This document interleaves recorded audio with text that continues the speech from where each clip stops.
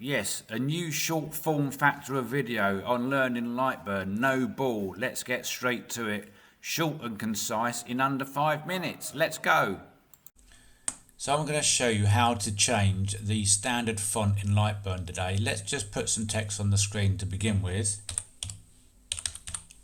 And the first thing you can see is it's the standard font, and I'm just going to move it down to a line. And even though the text here is 20mm high, the font is 25, and I believe that's because this is pixels and not millimeters high. So some people have fallen foul of that. Anyway, I digress. So now we want to change this font because we're fed up.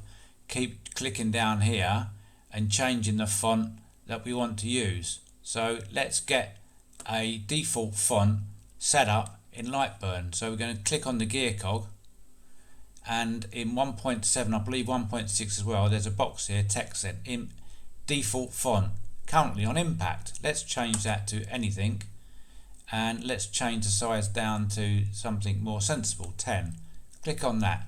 Nothing's changed at the moment. We need to restart Lightburn.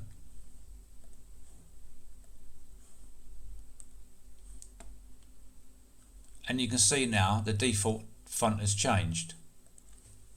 You can see it's a lot smaller. So if you didn't know, when using fonts, if you scroll to the top, you can find a list of recently used fonts, and that can help you time save.